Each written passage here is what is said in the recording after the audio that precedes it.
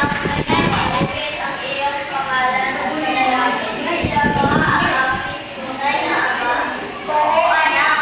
Siya ang iyong ama. Hinilingin namin sa iyo dahil ayaw namin na masaktan ka. Minahal ka tinalagaan ka ni Tatay ng Ernesto. Mula nagsisigang ka, kami ang tunay mong pamilya.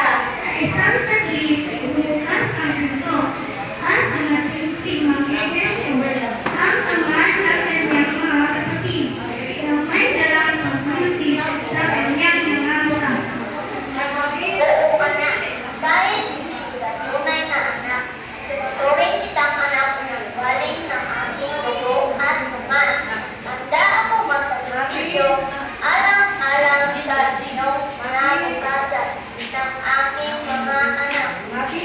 Salamat nilay sa iyong pagmamahal. Kayo ang aming ama na sariligan ng pamilyang Pilipino. Ngayon sa huling buwan ng tag-init ay handang-handa na ang pamilyang Ledesma sa pagharap ng mga pagsubok at darating sa kanilang pamilya. Ito ay naging simula ng kanilang pagkakaisa. Pakpak!